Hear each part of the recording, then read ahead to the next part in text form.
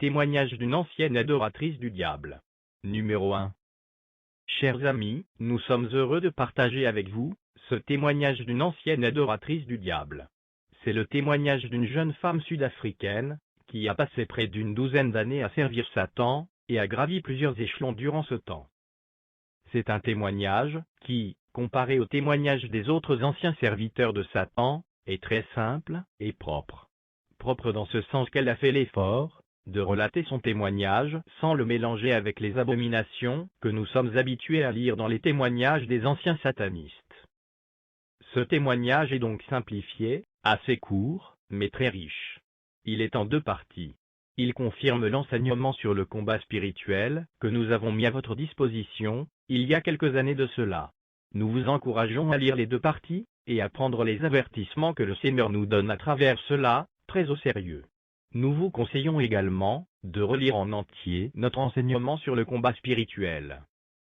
Que le Seigneur vous accorde la grâce de vous dépouiller et de vous sanctifier en attendant le son de la trompette. Je vous salue au nom de Jésus-Christ. Je m'appelle Nonkolizo Ngeleka. Je suis de Nzimak et j'étais une gradée dans l'espace pendant 12 ans. Je suis né en 1988. J'ai 22 ans.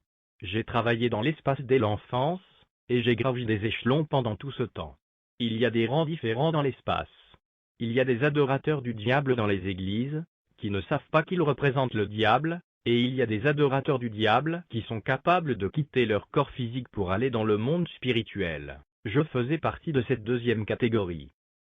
J'ai commencé à avoir des rêves dans mon sommeil, dans lesquels je combattais comme dans les films, et triomphais dans ces batailles, dans une zone urbaine. Le troisième jour que ce rêve s'est reproduit, j'ai entendu une voix me demandant si je voulais suivre cette voie. J'ai dit oui, et il a dit allons-y. Quand nous sommes allés, je me suis séparé de mon corps, et un démon est resté avec mon corps, et puis je suis allé travailler dans l'espace. Quand je suis arrivé là, ils m'ont donné un code, et m'ont offert le sang, parce que vous devez vivre du sang des gens, afin de perdre tout sentiment humain, et vous comporter comme un animal. Il y a des nombres qui représentent chaque grade. Le nombre 3 représente des adorateurs du diable, le nombre 6 représente les satanistes. Un sataniste est quelqu'un qui est mort, étant adorateur de diable, et qui vit maintenant dans le royaume spirituel seulement.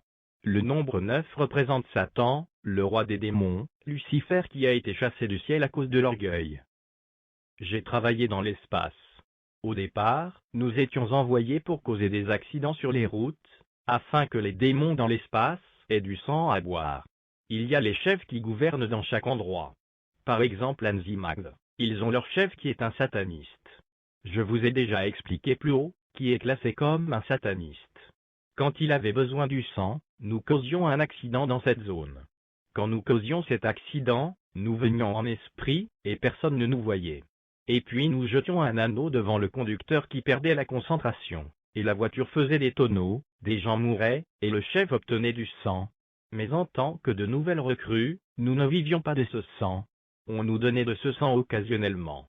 Les chefs vivent la plupart du temps dans les rivières. Ils vont dans l'espace seulement quand il y a des réunions de réveil et d'autres événements de l'église. Satan vit dans la mer. Nous, jeunes recrues, vivions du sang que nous suçions sur des gens ordinaires vivant sur la terre. Nous nous tenions debout à côté de, par exemple à un arrêt d'autobus, ou ailleurs, et nous commencions à sucer leur sang, surtout s'ils avaient un de nos produits. Les victimes se sentent alors fatiguées et un peu déprimées, et elles peuvent penser qu'elles ont une journée difficile. Mais c'est surtout dû au fait qu'un adorateur du diable est en train de sucer leur sang dans le monde des ténèbres, mais la victime ne meurt pas. Mais s'il s'agissait d'un chrétien, sauvé et menant une vie sainte, nous ne pouvions pas sucer son sang. Si nous essayions de le faire, l'esprit du chrétien intercéderait pour la personne, surtout par un hymne, et je brûlerais. De même si nous causons un accident, avec un chrétien parmi les passagers, nous ne serions pas en mesure de boire le sang des gens qui sont morts là, parce que le sang du chrétien endommagerait le sang contenu dans cette banque de sang. Et si nous devions boire ce sang, nous serions faibles et incapables de faire notre travail.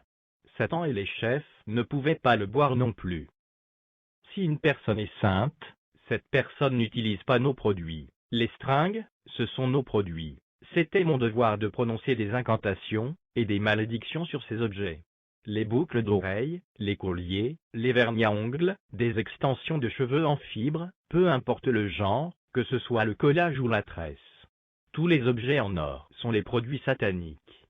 Donc si vous utilisez ces choses, bien que vous soyez sauvés, si nous voulons vous attaquer, nous utilisons notre code, et si vous portiez une boucle d'oreille, ou si vous la mettiez dans votre tiroir, nous viendrions, et verrions la maison protégée par un mur de feu de Dieu, et nous scannerions avec notre code, comme on le fait à la caisse dans les magasins.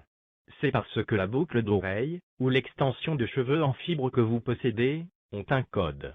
Et j'entrerai, et ferai tout ce que je voudrais vous faire.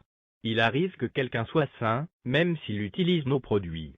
Mais le danger est que vous ne pouvez pas être protégé. Quand nous venons dans votre maison et vous trouvons protégé, nous pouvons monter à Dieu, parce que Satan peut accuser les frères devant Dieu, et nous demandons d'obtenir notre produit, que ce soit une boucle d'oreille, des extensions de cheveux en fibre, le vernis à ongles, ou n'importe quel autre de nos produits dans la maison. Quand nous venions dans votre maison en esprit, nous faisions alors tout ce que nous voulions vous faire. Nous profitons du fait que Dieu est lié par sa fidélité, et ne peut pas voler. Nous lui demanderions comment il fermerait notre produit dans la maison, et la protégerait avec le mur de feu. C'est là où se trouve le danger d'utiliser les produits sataniques. Quand nous arrivons, nous prenons aussi petit à petit votre sainteté. J'allais et proférais des malédictions, et des incantations sur les produits. Nous avions l'habitude de dire que quiconque utilise ces produits doit être lascif. Et si vous utilisez ces produits, la malédiction s'abat sur vous. S'il s'agit d'un bijou par exemple, nous dirions que les utilisateurs deviennent des prostituées, ou des débauchés, et qu'ils soient désobéissants. La prostitution dans l'esprit n'est pas limitée au fait de vendre votre corps pour de l'argent. Il peut aussi dénoter le comportement, et la façon dont une personne s'habille. J'ai beaucoup travaillé avec ces choses. Et il vint un temps où j'ai obtenu une promotion, parce que j'avais beaucoup travaillé avec ces choses, et j'avais beaucoup de succès. Et ils ont ajouté un autre chiffre à mon code, parce que j'ai passé la classe de prière et de prononciation de malédiction, sur des extensions de cheveux en fibre, bijoux, et choses semblables. J'ai été promu pour m'occuper de l'église. Quand j'étais à ce grade, j'ai visité beaucoup de pasteurs bien connus. Quand j'allais à chaque événement religieux, surtout des réunions de réveil, je portais 3 anneaux au bras et 2 anneaux au doigt. Je jetais les 3 anneaux de bras au milieu de l'église, et les anneaux de doigt, je les jetais devant le pasteur, l'un à droite, et un autre à gauche. Si le pasteur priait, le premier anneau roulait vers l'église, mais le deuxième revenait à moi. Et comme je l'ai expliqué, je priais sur les anneaux quand ils étaient encore en cours de fabrication, prononçait des malédictions dessus, incitant la convoitise. Le pasteur voyait alors une belle fille, et si jamais il avait des pensées impures vis-à-vis de la fille, il perdait sa sainteté, parce que nous savons tous que l'Esprit Saint ne demeure pas dans un endroit impur. C'est de cette façon que nous renversions les pasteurs. Il arrivait aussi qu'un pasteur soit fort, et nous résistait, nous et nos anneaux. Dans ce cas, nous utilisions sa femme. Si sa femme utilise n'importe lequel de nos produits, la fibre agirait sur eux la nuit, comme cela agit sur n'importe quel autre utilisateur. La femme du pasteur changerait alors sa doctrine. Si dans l'église, le bijou n'était pas permis, elle changerait alors et dirait qu'il n'y a rien de mal dans le bijou, et le pasteur serait aussi d'accord, parce qu'ils sont mariés, et sont un en esprit. J'ai fait beaucoup d'incantations sur des pasteurs, et ai renversé beaucoup d'entre eux. Quand je parviens à gagner le pasteur, il change. Un pasteur qui autrefois prêchait que les chrétiens doivent abandonner le péché, dira maintenant qu'une fille peut avoir un petit ami, et il dira qu'un jeune homme peut avoir une petite amie. Il changera et dira que le culte des ancêtres est permis. Laissez-moi expliquer quelque chose. Les morts ne sont pas des démons, mais ils ne peuvent plus rien faire dans ce monde, puisqu'ils n'attendent que leur jour de jugement. Nous allions à leur tombeau, et mettions nos esprits pour faire croire que c'est votre parent qui agit, mais c'est en fait nous qui agissions. Nous le faisions plus particulièrement, lorsque nous voyions que vous avez un don spirituel qui serait à notre détriment. Nous vous faisions alors voir votre parent vous dire que vous devez être un marabout, une voyante, ou un sangoma, devin et médecin traditionnel. Quand vous commencez avec cela, vous êtes alors introduit au serpent. Un serpent représente un sataniste, et Satan lui-même. 5 étoiles représentent des adorateurs du diable. Quand vous pensez que vos ancêtres communiquent avec vous, ce n'est pas vrai. C'est en fait nous qui communiquons avec vous. Nous allions dans les maisons où nous étions attirés par l'encens, et nous buvions le sang qu'ils nous sacrifiaient. Nous dormions dans leur lit, et nous amusions. Quand quelqu'un était sur le point de mourir, j'étais envoyé pour examiner si la personne était sainte. Si elle n'était pas sainte, j'écrivais son nom dans notre livre, afin qu'au jour du jugement, elle aille en enfer brûler avec nous. Nous savions que nous irions brûler en enfer, on nous l'avait dit. Parfois, ils exigeaient que nous jeûnions 40 jours, ou 60 jours, si un certain pasteur devait prêcher quelque part. Car il n'y avait rien que nous ne puissions voir sur la terre. S'il arrivait que tu fasses moins de 40 jours, tu étais puni pour cela, parce que nous devrions arriver puissants à cet endroit. J'arrivai donc la première à cet endroit pour faire des incantations, afin que ceux qui y viennent n'écoutent pas, et ne se repentent pas, et que le chef de cet endroit ne soit pas brûlé par les prières. J'allais également dans l'espace pour le protéger, afin que les prières ne le brûlent pas. Car s'il brûlait, on verrait un soulard être sauvé et proclamer que Jésus est Seigneur, une prostituée être sauvée et proclamer que Jésus est Seigneur. Si donc vous voyez de telles choses se produire, sachez que le pasteur qui est en train de prêcher a prié, et le chef a été atteint par le feu. Et le démon s'est déplacé un tout petit peu, car le rôle de ce démon, qui est aussi chef, est de s'asseoir sur les résidents de ce lieu, et de les entourer d'esprits maléfiques afin qu'ils ne soient pas sauvés. Et que ceux qui boivent, boivent jusqu'à ce qu'ils meurent, que ceux qui vont en prison y meurent, que ceux qui adorent les idoles, et font le culte des ancêtres, continuent de le faire jusqu'à ce qu'ils meurent, que ceux qui sont prostitués, continuent dans leur prostitution jusqu'à ce qu'ils meurent. Je ne travaillais pas dans le Soudkouast, parce que je viens de là. J'ai travaillé dans des endroits tels que Durban, et ailleurs. Quand j'étais dans l'espace, ils ne m'appelaient pas par mon nom, ils m'appelaient par mon code. Ils m'appelaient par mon code pour me dire par exemple, que je dois me presser, et aller au Swaziland, ou à Durban.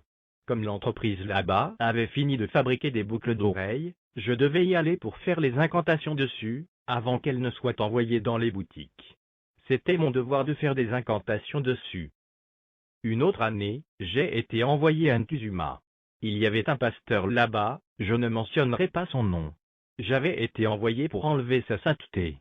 Ce pasteur était un vrai homme de Dieu sauvé, et son témoignage était impressionnant. Quand j'ai enlevé sa sainteté, j'ai eu une promotion. Je suis devenu une gradée, et dès lors, j'étais chargé de tendre des pièges à l'église. Il n'y a pas une seule chose que je n'ai pas faite en ce temps-là. Dans l'espace, nous utilisons la Bible, nous ne travaillons pas avec les choses qui ne sont pas écrites dans la Bible. Comme la Bible dit qu'une femme doit se couvrir la tête dans l'église, nous changions ça, et influencions les femmes de ne pas se couvrir la tête. Et quand les femmes ne se couvraient pas la tête, nous allions les accuser auprès de Dieu, et lui demander comment il pouvait les considérer comme ses enfants, alors qu'elles ne se couvrent pas la tête dans l'église. Nous changions ce qui était écrit dans la Bible, comme par exemple, le fait qu'une femme ne doit pas porter un vêtement d'homme. C'est la raison pour laquelle nous prononcions des malédictions sur les pantalons que les femmes portent. Nous faisions des incantations dessus, et influencions les femmes de les porter le plus souvent, afin qu'elles ne voient pas le Seigneur à cause de leur désobéissance. J'ai beaucoup travaillé quand j'ai été gradé. Je ne traitais plus les affaires de l'Église, j'y allais seulement pour y faire des adorateurs de Satan, et continuer ma route. Ces adorateurs de Satan ne savaient pas qu'ils étaient des adorateurs de Satan, parce que nous ne les séparions pas de leur corps, comme je me séparais de mon corps. Mais nous les utilisions, s'ils avaient un de nos produits que j'ai énumérés. Puis ils commençaient à faire des commérages, à calomnier, à toujours se plaindre, et dire que les pasteurs courent après l'argent, ou quelque chose de ce genre. Les gens cessaient même d'aller à l'église à cause de ces adorateurs de Satan. Ensuite, je les laissais faire leur travail, et j'allais dans d'autres églises pour avoir les rapports, et revenir plus tard afin de voir les dommages qu'ils ont causés dans l'église. Cette personne que nous avons transformée en adorateur de Satan, commence à changer sa doctrine, en disant qu'il n'y a aucun problème quand les femmes portent le pantalon, que la foi c'est dans le cœur, et non dans le pantalon. À ce stade, il travaillait pour nous inconsciemment, parce qu'il nous représentait. Car la vérité est claire, la femme ne doit pas porter le pantalon. Donc quand il commence à dire qu'il est permis à la femme de porter le pantalon, et que les personnes avec des boucles peuvent venir et adorer dans un lieu saint, et peuvent même faire des choses dans l'Église, et que ces personnes apprendront petit à petit à se séparer de ces choses. Quand un pasteur dit que les personnes qui ont des copains et copines peuvent venir et diriger la louange, ou prier pour les gens, alors ce pasteur nous appartient. Il est en train de travailler pour nous. Laissez-moi vous dire que quand ils disent qu'ils vont cesser de pécher, nous viendrons et exercerons une influence sur eux pour qu'ils n'abandonnent jamais le péché et qu'ils continuent de pécher. Nous essayons de minimiser l'ampleur du péché. Si par exemple une sœur a un copain, j'allais alors pousser son copain à lui dire qu'il veut l'épouser. Pas parce qu'il est sur le point de le faire, mais seulement parce que nous voulions nous rassurer que la sœur ne cesse de pécher et minimise l'ampleur de ce péché jusqu'au retour du Seigneur Jésus-Christ. Quand j'étais dans l'espace, nous avions un grand écran de télévision, nous pouvions voir tout ce qui se passait sur la Terre. Nous faisions le compte à rebours et savions que Jésus pouvait revenir à tout moment. Et tout ce que nous étions envoyés faire, nous l'avions fait, comme par exemple le VIH. Les docteurs ne peuvent pas guérir cette maladie, parce qu'ils sont des humains. Mais je suis aujourd'hui témoin du fait que le VIH a été créé dans l'espace, afin que la jeunesse meure jeune, et ne parvienne pas au salut du Seigneur Jésus. Satan veut avoir un maximum de personnes qui brûleront avec lui en enfer. Il continue sa conquête des âmes, qui lui a valu son exclusion du paradis. Donc nous avons créé le VIH, et nous l'avons ensuite répandu sur la terre. Mais on ne peut remédier à cette situation, qu'il s'agisse du cancer, ou du TB, les docteurs ne trouveront jamais un remède, parce que Jésus est le seul qui peut vaincre et guérir quelque chose qui a été tissé dans le monde des ténèbres. Un humain ne peut pas guérir cette maladie. Jésus-Christ de Nazareth seul peut guérir cette maladie. On peut prier pour une personne, et si elle croit, elle peut être guérie. La maladie fléchit, parce qu'au nom de Jésus, toute chose fléchit. Nous-mêmes nous fléchissions quand quelqu'un prononçait le nom de Jésus, donc la maladie elle-même fléchit. Que la paix du Seigneur Jésus-Christ soit avec vous. Contact et abonnement gratuit. Mission chrétienne de réveil. E-mail, mail@mcreveil.org. Site web, www.mcreveil.org. Témoignage d'une ancienne adoratrice du diable. Numéro 2. Ceci est la deuxième et dernière partie du témoignage de la jeune femme sud-africaine, ancienne adoratrice du diable, qui a passé plus de la moitié de sa vie à servir le diable. Quand j'ai été gradué, j'ai aussi été envoyé pour causer des accidents d'avion, des avions qui allaient en direction de l'Australie, de l'Europe ou d'ailleurs. Quand il y a crash d'avion, ce n'est pas la faute du pilote. Nous étions à l'origine de tous les crashs d'avions que je connais, nous étions en mission, et nous ne pouvions rien faire contre cela. Nous étions des esclaves, nous travaillions même quand nous ne voulions pas, et on nous disait que nous allons nous reposer, seulement après que Jésus soit venu. Donc entre-temps, nous devons tuer, afin que Satan et les chefs aient du sang, ainsi que les nouvelles recrues qui n'avaient pas encore commencé à travailler. Nous travaillons également avec les chefs de gouvernement, les présidents. Je ne vais pas mentionner le nom du président que nous avons attrapé. Il n'est pas un adorateur de Satan, mais nous travaillons sur lui tous les jours. Il a mis en place nos lois, a légalisé la prostitution, l'avortement, et a même dit que les enfants ne doivent pas être punis. C'était notre plan, qu'il acceptait inconsciemment, parce que nous pouvions voir que Jésus est sur le point de revenir. Nous avions l'habitude de faire des incantations sur eux tous les jours, afin que la nation soit maudite. Nous avons beaucoup travaillé en Afrique du Sud, comme l'attestent les avortements, et autres abominations, de telle sorte que les gens s'intéressent plus à la démocratie, mais sans savoir que Jésus est à la porte prêt à revenir. Jésus doit gagner plusieurs âmes à lui, le temps est presque à son terme. Un enfant avorté était élevé par nous dans l'espace, à l'exception des enfants qui déjà n'avaient aucune chance de vivre, et ceux qui dérivent des fausses couches. Nous les élevons et les utilisons pour détruire les mariages. Les couples se disputeront par exemple pour des choses de rien du tout, et les divorces, séparations, et consorts, s'ensuivront. Ces enfants avortés s'occupent de ces cas. Les victimes vont parfois voir un serpent dans leur cour, ou dans leur maison, c'est en fait ce bébé. Ils vont aussi causer des bagarres dans la famille, ils peuvent créer des rivalités entre les frères au point où morts s'ensuivent.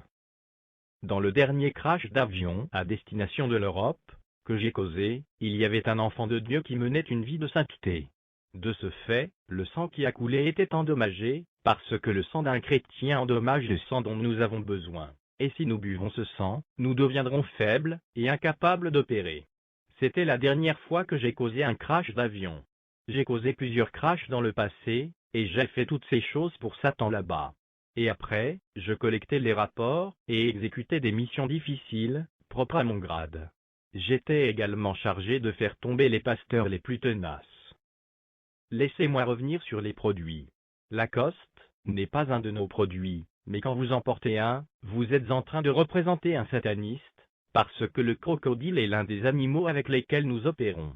Quand je voulais faire quelque chose, je me transformais en lézard. 5 étoiles nous représentent comme adorateurs de Satan. Tout comme la jeunesse de l'Église est reconnue comme les étoiles du ciel et la lumière du monde, nous aussi, nous étions représentés par les étoiles.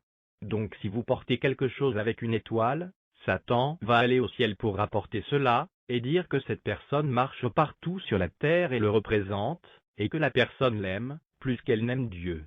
Toutes les étoiles, Lacoste, et toute chose qui a 2 pieds, que ce soit un t-shirt ou un pantalon, sont des choses qui déshonorent Jésus, qui revient bientôt. Donc si vous avez ça sur vous, vous êtes en train de dire que Jésus est faible. Je n'ai plus besoin d'expliquer qu'un dragon représente Satan. Si vous portez quelque chose avec un dragon dessus, vous représentez Satan et Satan ira devant Dieu, rira devant lui, et dira qu'il est plus puissant que lui, parce que les gens marchent partout sur la terre en le représentant. Pour ce qui est du cas des codes, les codes barres représentent les satanistes. Comme vous pouvez le constater, tout ce que vous achetez a un code barre. Nous prononcions des malédictions sur les nourritures. C'est la raison pour laquelle les chrétiens doivent s'habituer au jeûne. Tous les codes barres ont 3, 6 et 9, qui représentent le monde des ténèbres. S'ils n'ont pas 3, ils auront 6, s'ils n'ont pas 6, ils auront 9. Tous ces chiffres sont des chiffres sataniques. Avant que les aliments ne soient placés dans les rayons des boutiques, nous prononcions des incantations dessus. Si tu es chrétien, et tu utilises la médecine traditionnelle, les potions, et les choses préparées par les sorciers, alors tu n'es pas saint. Nous irions t'accuser devant Dieu, et dire que tu adores les créatures, au lieu d'adorer le Créateur. Dieu a dit que nous avons la puissance sur les plantes et les arbres. Ces choses ne doivent pas être notre espoir. Jésus seul doit être notre espoir. Et si vous mettez votre confiance dans cette potion et non en Jésus, vous êtes en train de pécher. Ces potions ont des esprits maléfiques qui leur sont conférés, soit par nous, soit par des sorciers. Nous écrivons immédiatement votre nom dans notre livre, parce que vous nous appartenez. Bien-aimé, si tu n'es pas né de nouveau et sauvé, tu brûleras en enfer, je te le garantis. Quand j'étais une nouvelle recrue, je ne savais pas que nous allions brûler en enfer, mais plus tard je l'ai découvert. Nous vivons les derniers jours, et ces jours sont même des bonus, à cause de la grâce de Dieu. Nous travaillions durement. La seule chose qui restait était l'introduction du chiffre 666, qui arrivera dans les prochains jours. Parce que beaucoup d'adorateurs de Satan avaient été attrapés dans les églises, et avaient dévoilé beaucoup de nos secrets, nous avons changé notre stratégie. Il y aura plutôt des nombres, qui seront considérés comme nombres secrets, que le gouvernement mettra en place. Si vous avez ce nombre sur le dos de la main, ou sur votre front, alors vous n'irez pas au ciel. Vous serez comme un adorateur de Satan, et votre sang sera plein de codes sataniques. Cet enregistrement était en cours quand j'ai abandonné. Ça peut se passer à tout moment, tout comme l'Église peut être enlevée à tout moment, même au moment où je vous parle. Mais nous tous, nous ne savons pas quand. Le Seigneur a tenu cela secret pour tout le monde. Quand nous faisions tomber les pasteurs réveillés, nous les transformions en nos agents, sans qu'ils ne s'en rendent compte. Ils devenaient des adorateurs de Satan, mais ils ne se séparaient pas de leur corps. Nous mettions nos esprits en eux. Quand les gens venaient pour donner leurs offrandes, nous faisions, en esprit, des incantations sur les offrandes. La malédiction n'agissait pas sur les croyants, mais sur l'Église. Il y a une offrande appelée dîme, cette dernière est vraiment importante pour le chrétien. C'est le 10e de votre revenu. Nous avions l'habitude d'empêcher les gens de donner leur dîme. Nous leur rappelions les choses qu'ils ont encore à acheter ou payer. Ensuite, nous allions devant Dieu les accuser, en disant à Dieu que cette personne a volé son argent. Nous disions à Dieu que les besoins de ce croyant sont plus importants que lui. Satan appelait ce dernier voleur, parce qu'il avait volé l'argent de Dieu, et ne l'avait pas payé entièrement. Je vous conseille, qu'importe ce que vous devez à Dieu, vous devez payer, Ce n'est que le 10e de votre revenu. Les dîmes vous protègent contre les accidents, et vous aident à demeurer sain. Il est vraiment important que vous payiez d'abord vos dîmes avant de satisfaire vos besoins. Vous ne pouvez pas sauter un mois, et dire que vous allez payer le double le prochain mois. Le mois que vous avez sauté représente une malédiction, et ne se changera jamais en bénédiction, même si vous payez le double le mois qui suit. Si vous vous rappelez bien, Dieu a sacrifié son Fils unique, ce n'était pas facile, mais il l'a fait, afin que nous échappions à l'enfer. Vous aussi devez donner pour son œuvre. Quand une personne était sur le point de mourir, nous la visitions. Il y a des gens qui pensent qu'ils vont confesser leurs péchés, et se repentir quand ils seront malades, et sur le point de mourir. Nous entrions en elle, et la rendions muette, afin qu'elle ne soit pas en mesure de confesser ses péchés. Tu ne peux pas confesser tes péchés dans ton cœur. Tu as besoin de ta bouche pour le faire, exactement, comme tu le ferais pour devenir enfant de Dieu. Tu dois confesser la Seigneurie de Jésus de ta bouche. Quand une personne mourait avec ses péchés non confessés, nous écrivions son nom dans notre livre, et elle brûlera avec nous. Ce sont ces personnes qui mouraient avec leurs péchés que nous utilisions pour apparaître à leurs proches. Nous utilisions leurs os dans leur tombe, pour nous déguiser et apparaître, comme si le parent mort leur disait de faire toutes sortes des choses. Et la victime ferait ces choses, pensant qu'elle est en train d'honorer le parent mort, mais c'est en fait nous qu'elle honore. Nous mettions même de l'argent dans le jardin, et vous apparaîtrions comme votre parent mort, et vous disions qu'il y a de l'argent dans le jardin, pour que les gens croient que le parent mort leur vient en aide. C'est de cette manière que nous amenions les gens à croire au culte des ancêtres. Si vous étiez un croyant, nous vous visiterions aussi. Il y a des croyants qui tombent dans leur dernière minute sur la terre. Nous les faisions tomber. À la dernière minute, ils voudraient qu'un animal soit sacrifié en honneur à leurs ancêtres. Nous écririons immédiatement le nom de cette personne dans notre livre, parce qu'elle est morte souillée par le culte des ancêtres. Nous observions chaque personne avant qu'elle ne meure, et d'autres tombaient. Si vous mourrez dans la sainteté, nous ne pouvions pas utiliser vos os pour tromper vos parents vivants. C'est ceux-là qui vont être ressuscités, quand Christ reviendra. Quand le temps passait, il y avait un pasteur oint, nommé Chilisa de Mandave. J'ai commencé à le suivre avant que je ne sois même gradé. Quand j'ai été gradé, j'ai été assigné à m'occuper de lui, parce qu'il était un adversaire tenace. Il prie pour les gens atteints de VIH, et ils reçoivent la guérison. Et il pouvait aussi prier pour une personne dans un fauteuil roulant, et cette personne marche de nouveau. Nous avions commencé à dire aux gens qu'il est un sataniste, et utilise la sorcellerie pour faire ses miracles, et les gens nous croyaient. Je devrais recevoir une Nissan Navara si je réussissais à faire tomber cet homme de Dieu. S'il tombait, il n'arrêterait pas de prêcher. Nous ne découragions jamais un pasteur tombé de prêcher, mais il serait utilisé par nos esprits, pour promouvoir la compromission, etc. Tous les nouveaux chrétiens dans cette église seraient dans un piège, parce qu'ils commenceraient à prêcher les demi-vérités, et tout ce que nous l'aspirions de prêcher. Quand j'arrivais dans chaque église, je m'asseyais au fond, et observais ce qui se passait. J'ai étudié sa vie, parce que quand je voulais faire tomber un pasteur, j'étudiais d'abord sa vie. Je cherchais ses faiblesses au travail, ou à la maison. Une fois, il avait organisé une réunion de réveil à Serviouve, j'étais toujours en train de l'étudier. Il était allé évangéliser dans les environs, et je le suivais. En 2008, il avait une réunion de réveil à Fuscadal. C'est là où je l'ai bien étudié, et il y avait un mur de feu autour de lui. Si vous êtes un enfant de Dieu né de nouveau, et jeûnez régulièrement, vous êtes toujours protégé par un mur de feu autour de vous. Je suis passé derrière lui, et suis allé à la maison. Le pasteur Chilisa avait organisé une réunion de réveil à Cushvini, et j'ai été forcé d'endosser mon faux corps, parce que la réunion était près de ma maison. Mon code était dans mon sang. J'y suis allé avec mon amie Sindil. Elle n'est pas une adoratrice du diable, et elle ne savait pas que j'étais une adoratrice du diable. Elle était infestée par les esprits de sorcellerie, et nous étions de bonnes amies. J'étais une coiffeuse, et nous avions des longues extensions de cheveux. J'avais l'habitude de me tresser, et elle avait la même coiffure. Prenez mon avertissement au sérieux, quand je vous dis que l'extension de cheveux en fibre est dangereuse. Quand nous sommes arrivés, nous sommes venus avant l'homme de Dieu. Nous étions venus en voiture avec les autres frères, qui ne savaient pas que j'étais une adoratrice du diable. Mon amie non plus ne le savait. Elle était trop insolente, et désobéissante à la maison, c'était parce qu'elle était mon amie, et j'avais une mauvaise influence sur elle. Nous nous sommes assis au fond, et l'homme de Dieu est entré avec sa femme.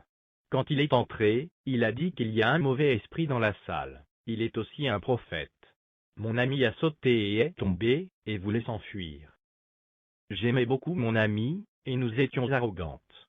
Les gens qui étaient dans la voiture dans laquelle nous étions venus pouvaient témoigner à quel point nous étions insolentes. J'ai conduit mon ami à l'hôtel pour qu'on prie pour elle, parce que je ne voulais pas que quelqu'un la touche, parce que nous étions trop orgueilleuses. J'étais convaincu d'une chose, que j'étais une gradée, et ne pouvais jamais être attrapée, parce que j'avais un grade très élevé, et pouvais même protéger le chef qui est un sataniste, du feu qui provenait des prières, et mon code était en moi. En ce jour particulier, le pasteur Chiliza a demandé qui accompagnait cette dame qui est tombée. Ceci était avant qu'il ne commence à prêcher. J'ai répondu, et lui ai dit que c'était moi. Il a continué à prêcher, et il a répété sa question, et je ne pouvais pas ouvrir ma bouche. Le Saint-Esprit en lui m'avait maîtrisé. Je ne pouvais même pas soulever mon pied. Il a demandé de nouveau, et je ne pouvais pas répondre. Il s'est alors tourné et a dit à l'Église, « Regardez ça !» Il a alors crié feu, Jésus est un feu dévorant.